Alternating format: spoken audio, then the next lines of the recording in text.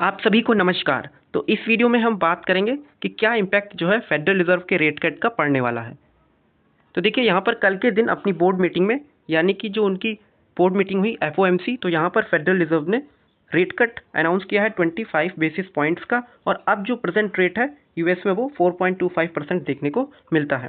हालांकि एक one time event ना होकर हो सकता है कि पॉसिबिलिटी है, यहाँ पर ऐसा अंदेशा जताया है फेडरल रिजर्व के चेयरमैन ने कि नेक्स्ट 2 यहाँ पर मंथ में बाई एंड ऑफ FY25 यहाँ पर 2 अनदर रेट कट्स हो सकते हैं, जो कि यहाँ पर काफ़ी बेनिफिशियल होने वाला है इमर्जिंग मार्केट्स के लिए, स्पेशली इंडिया की बात करें तो यहाँ पर मेन रीज़न था रेट कट का, वो आप सभी को अंदेशा होगा कि जो यूएस के लेबर मार्केट यानी कि जो अनएम्प्लॉयमेंट रेट की जो हाई यहाँ पर रेट गया था, तो उस वजह से यहाँ पर थोड़ा सा इम्पैक्ट जो है देखने को मिला था। तो यहाँ पर यूएस लेबर मार्केट के जो रिजल्ट्स आए थे यानी कि डेटा आया था थोड़ा सा वीक था। तो यहाँ पर पहले इम्पैक्ट की बात करें तो यहाँ पर देखिए इंडियन स्टॉक्स पर इसका इम्पैक्ट पड़ेगा, और इसका जो इम्पैक्ट होगा वो आपका slowly and gradually over a period of time यहाँ पर देखने को मिल सकता है। तो उसी को हम समझने का प्रयास करेंगे। तो देखिए यहाँ पर पहला जो इम्पैक्ट है वो आईटी सेक्टर पे देखने को मिल सकता है, तो इसको हम समझने का प्रयास करेंगे। तो देखिए यहाँ पर जितनी भी यूएस की कंपनी है उनकी बोरोइंग्स हो सकती हैं। तो बोरोइंग्स होती हैं, तो बोरोइंग्स में क्या होता है कि उनकी जो कॉस्ट है वो अब हाई आ चुकी है, क्योंकि जो रेट है इंटरेस्ट रेट वो यहाँ पर हाई है। तो जैसे ही इंटरेस्ट रेट यहाँ पर कम होने वाले हैं, जैसे ही इंटरेस्ट रेट यहाँ पर कम होंगे, तो इनकी जो बोरोइंग कॉस्ट है वो कहीं ना कहीं कम होते हुए नजर आएगी। तो इसका यहाँ पर इम्पैक्ट ये पड़ेगा कि अब उनके पास एक सरप्लस अमाउंट बचेगा, जिसको वो अपने दूसरे प्रोजेक्ट्स में सरप्लस अमाउंट को यहाँ पर दूसरे प्रोजेक्ट्स में यहाँ पर इन्वेस्ट कर सकते हैं। तो इन्वेस्ट अब वो प्रोजेक्ट्स में करेंगे, तो इसका मतलब है कि वहाँ पर डिजिटाइजेशन की जो डिस्क्रिशनरी स्पेंडिंग है जो कहीं ना कहीं रुक रखी थी, वो कहीं ना कहीं यहाँ पर प्रोजेक्ट्स जो हैं, ये प्रोजेक्ट्स कह सकते हैं आप आईटी कंपनीज को मिल सकते हैं। तो इस वजह से यहाँ पर थोड़ी सी पॉजिटिविटी जो है देखने को मिलती है। हालांकि अगर जो नेक्स्ट 2 रेट कट्स होंगे तो इसका जो इम्पैक्ट होगा वो और अच्छा होगा। यहाँ पर जो आईटी इन्वेस्टर्स हैं उनकी जो रिस्क एपिटाइट है वो कहीं ना कहीं बढ़ते हुए नजर आएगी। अपार्ट फ्रॉम दिस ये पॉजिटिविटी और इम्प्रूव करेगा सेक्टर की, स्पेशली आईटी की बात करें तो ये इम्पैक्ट देखने को मिल सकता है over a period of time IT stocks में। नेक्स्ट यहाँ पर बात करें तो देखिए यहाँ पर नेक्स्ट है जो प्रिसिशियस गोल्ड यानी कि प्रिसिशियस मेटल्स की बात करें, तो गोल्ड एंड सिल्वर में यहाँ पर जो कह सकते हैं आप कि इम्प्रूवमेंट देखने को मिल सकता है। तो यहाँ पर देखिए रेट कट हुआ है, तो रेट कट से होता क्या है कि जो पूंजी की सप्लाई है वो कहीं ना कहीं बढ़ जाती है।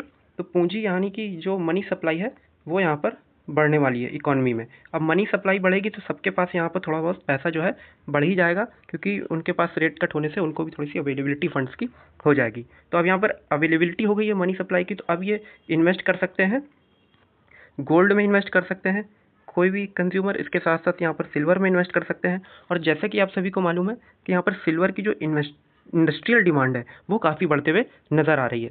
तो हो सकता है कि जो दोनों प्रीसियस मेटल है यानी कि गोल्ड एंड सिल्वर, इसमें थोड़ा सा इंप्रूवमेंट देखने को मिले। प्रॉफिट बुकिंग की भी चांसेस है, लेकिन वो थोड़ा सा अनलाइकली है। लेकिन over a period of time यहाँ पर इन्वेस्टमेंट को लेकर यहाँ पर प्राइजेस बढ़े होंगे, क्योंकि यहाँ पर जो जियो पॉलिटिकल अनस्टेबिलिटी चल रही है वो भी यहाँ पर कहीं ना कहीं एक फैक्टर है इन दोनों के प्राइस को इम्पैक्ट करने का। तो यहीं अगर हम बात करें नेक्स्ट यहाँ पर गोल्ड से रिलेटेड अपडेट, तो यहाँ पर देखिए इंडिया में जो ज्वेलरी स्टॉक्स हैं वो कहीं ना कहीं थोड़े से इम्पैक्टेड हो सकते हैं, क्योंकि यहाँ पर जब गोल्ड के प्राइसेस जो हैं, गोल्ड के प्राइसेस जब बढ़ेंगे तो यहाँ पर थोड़ा सा कंज्यूमर का जो सेंटीमेंट है कि उनको ये खरीदना है कि नहीं खरीदना, थोड़ा सा पोस्टपोनमेंट कर सकते हैं, या हो सकता है वो डिफरेंट लोअर वैल्यूज़ की यहाँ पर सेल खरीदें, यानी कि लोअर वैल्यू की ज्वेलरीज जो है खरीदें। तो ये स्टॉक्स जो है इम्पैक्ट हो सकते हैं। इनके अलावा भी इम्पैक्ट हो सकते हैं, लेकिन यहाँ पर कोई भी रिकमेंडेशन नहीं है किसी भी स्टॉक्स को लेकर, यहाँ पर सिर्फ एग्जांपल के लिए बताया जा रहा है, तो आप इस बात का ध्यान रखिएगा। तो यहाँ पर देखिए ये होगा कि जो वॉल्यूम है ओवरऑल गोल्ड का कंजम्पशन का इंडिया में वो हो सकता है कम हो जाए, क्योंकि देखिए इसका जो हायर जो प्राइजेस है उसका इम्पैक्ट तो ज़रूर देखने को मिलेगा। तो वो एक चांस है, यहाँ पर थोड़ा सा निगेटिव सेंटिमेंट बन सकते हैं। हालांकि अगर फेस्टिवल सीजन जो है इंडिया में अभी स्टार्ट होने वाला है 22 सितंबर से, तो अगर डिमांड यहाँ पर अच्छी आती है फेस्टिवल को लेकर एंड यहाँ पर जितनी भी मैरिजेस होने वाली हैं आने वाले समय में, तो वो कहीं ना कहीं थोड़ी सी डिमांड को हो सकता है इंप्रूव करे। तो ये ओवरऑल थोड़ा सा सब्जेक्टिव केस हो जाता है कि देखना होगा कि क्या जो है Q3 के यहाँ पर रिजल्ट जो है ज्वेलरी स्टॉक्स के देखने को मिलते हैं। तो ये स्टॉक्स आपकी नज़र में होने चाहिए, स्पेशली ये सेक्टर। वहीं हम बात करें यहाँ पर देखिए तो जो अनदर सेक्टर है वो है आपका गोल्ड लोन। तो यहाँ पर जितनी भी कंपनियाँ गोल्ड लोन देती हैं वो कहीं ना कहीं थोड़ा सा यहाँ पर हो सकता है फोकस में रहने वाली हो। तो देखिए इसको हम समझने का प्रयास करते हैं कि जितनी भी यहाँ पर कंपनियाँ हैं जो गोल्ड लोन देती हैं, तो मान लीजिए कि पहले गोल्ड का प्राइस 1000 पर 10 ग्राम था, तो आपको जो यहाँ पर लोन टू वैल्यू यानी कि वैल्यू जो आपकी गोल्ड की है वो 1000 की है पर 10 ग्राम, तो वहाँ पर लोन टू वैल्यू जो है आपको मतलब कि मिल रहा था बैंक की गोल्ड लोन की तरफ से, कंपनी की तरफ से आपको 75%, यानी कि आपको 750 रुपये मिल रहे थे। लेकिन अब मान लीजिए गोल्ड के प्राइसेस जैसा कि आपको मालूम है कि बढ़ जाएंगे या बढ़ गए हैं, तो अब ये गोल्ड के प्राइसेस बढ़ गए हैं, तो अब मान लीजिए गोल्ड के प्राइसेस हो गए आपके यहाँ पे 1200, तो अब 1200 हो गए, तो अब यहाँ पर क्या होगा कि जो गोल्ड की जो लोन टू वैल्यू है वो भी कहीं ना कहीं बढ़ेगी। तो 75% यहाँ पर अर्लियर थी, तो अभी भी यहाँ पर 75% ही होगी।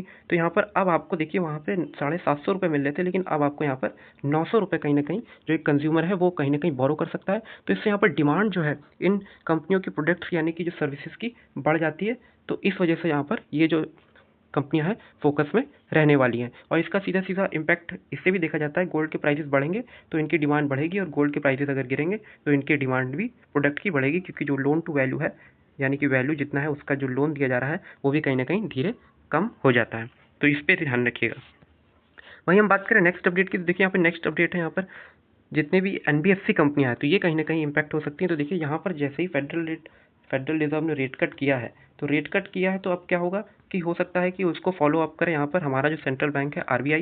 तो अगर ये फॉलो अप करते हैं और ये अपना रेट कट कम करते हैं, यानी कि RBI अपनी इंडियन इकोनॉमी में रेट कट कम होता है, तो उसका सीधा सीधा यहाँ पर असर जो है यहाँ पर कंपनियों यानी कि जो कंज्यूमर्स हैं उनकी EMI पे पड़ता हुआ दिखेगा। तो उनकी EMI भी जो है वो कम होते हुए दिखेगी, तो उनके पास एक थोड़ा सा सरप्लस अमाउंट कह सकते हैं कि आप होगा। और जितने भी लोग हैं जो अभी हायर इंटरेस्ट रेट की वजह से नहीं लोन ले पा रहे थे या बोरो नहीं कर पा रहे थे, तो वो कहीं ना कहीं अब सीधे हो सकता है कि इनका सर्विसेज का लाभ उठाना चाहें। जब रेट कट हो जाएगा तो इसमें रेट कट कम होगा, तो जिस वजह से उनकी जो कॉस्ट है यानी कि इंटरेस्ट कॉस्ट है वो कहीं ना कहीं कम उनको देनी पड़ेगी। वहीं हम बात करें यहाँ पर रियल एस्टेट स्टॉक्स की, तो इसका भी यहीं पे सीधे सीधा इसी से संबंध है कि जितने भी यहाँ पर रियल एस्टेट स्टॉक्स हैं उनको भी यहाँ पर बेनिफिट देखने को मिलेगा, क्योंकि अब सीधे सीधे देखा जाए तो यहाँ पर जो EMI है वो कहीं ना कहीं कम हो गई, इक्वेटेड मंथली इंस्टॉलमेंट्स जो है कम हो गई है। तो यहाँ पर रेट कट कम है, रेट्स कम है इंटरेस्ट रेट लोन्स के, तो यहाँ पर जितने भी जो बायर्स हैं, होम बायर्स हैं, वो कहीं ना कहीं अपना डिसीजन ले सकते हैं यहाँ पर ख़रीदने का, अपना जो उनका होम का जो घर का अपना घर का सपना है। तो उस वजह से भी यहाँ पर जो रियल एस्टेट स्टॉक्स हैं ये देखने को मिलेंगे। हालांकि जो इम्पैक्ट पड़ेगा वो तुरंत नहीं पड़ेगा, वो समय लगेगा आपको 3 से 6 महीने, 9 महीना, साल भर। तो ऐसे समय इस चीज़ों को देखना चाहिए। तो वहीं हम बात करें यहाँ पर जो एक फैक्टर है इंपॉर्टेंट, वो है यहाँ पर FII जो है, यानी कि जितने भी फॉरेन इन्वेस्टर्स हैं वो कहीं ना कहीं अपना जो है इन्वेस्टमेंट कह सकते हैं बढ़ा सकते हैं इमर्जिंग मार्केट में, क्योंकि अब उनकी जो खुद की इकॉनमी है वहाँ पे जो क्या बोलते हैं उनका जो इन्वेस्टमेंट है वहाँ पे इतना कह सकते हैं कि उनको अट्रैक्टिव नहीं लगेगा, क्योंकि अब उनको ज़्यादा रिटर्न जो है इमर्जिंग मार्केट में या डेवलपिंग इकॉनमी में हो सकता है। तो अगर फर्दर रेट कट यहाँ पे होते हैं तो और भी ये ज़्यादा से ज़्यादा पॉजिटिव होगा इमर्जिंग मार्केट्स के लिए। तो यहाँ पर जितने भी इमर्जिंग मार्केट्स हैं वहाँ पे इनफ्लो जो है फॉरेन इन्वेस्टर्स का देखने को मिल सकता है। तो इससे यहाँ पर एक फैक्टर जो है इम्पैक्ट होते हुए दिखेगा, वो है आपका कैपिटल मार्केट स्टॉक्स, यानी कि ट्रेडिंग एक्टिविटी जो है वो बढ़ेगी। यहाँ पर इन्वेस्टिंग एंड ट्रेडिंग जो है जो एक्टिविटी है वो कहीं ना कहीं बढ़ने वाली है। तो जितने भी यहाँ पर कैपिटल मार्केट से रिलेटेड स्टॉक्स हैं, whether it is mutual funds यहाँ पर हो गए, ब्रोकर्स हो गए, डिपॉजिटरीज हो गए, रजिस्ट्रार्स हो गए, एंड रेटिंग एजेंसीज हो गई, एक्सचेंजेस हो गए, तो ये कहीं ना कहीं थोड़ा सा इनको भी यहाँ पर कह सकते हैं कि जो ट्रेडिंग एक्टिविटी बढ़ेगी उसका लाभ यहाँ पर कैपिटल मार्केट के स्टॉक्स को देखने को मिल सकता है। तो इस तरीके से हमें इन सब चीज़ों को देखना चाहिए। हालांकि जो इंप्रूवमेंट है, इम्पैक्ट है, स्लोली एंड ग्रेजुअली होगा, और कह नहीं सकते कि ये इसी वे में होगा, कोई भी डायरेक्शन चेंज हो सकता है, क्योंकि मेन फैक्टर जो है किसी भी स्टॉक की ग्रोथ का यानी कि शेयर प्राइस का वो है अर्निंग। अगर अर्निंग आएगी तो वो कहीं ना कहीं होगा, और इन एक्टिविटीज़ से ये पता चलता है कि इनकी अर्निंग को ये चीज़ें सपोर्ट करेंगी आने वाले समय में। सो फ्रेंड्स, आज की इस वीडियो में इतना ही। अगर ये वीडियो आपको समझ में आई हो, जानकारीपूर्ण लगी हो, तो आप इसे लाइक कर दीजिएगा, शेयर कर दीजिएगा अपने मित्रों के साथ डिफरेंट सोशल मीडिया चैनल्स पर, ग्रुप्स पर, ताकि उनको भी ये चीज़ें सीखने को मिले। और ऐसे ही वीडियोज़ यहाँ पर आती रहेंगी, तो चैनल को भी सब्सक्राइब कर लीजिएगा। Thank you for watching.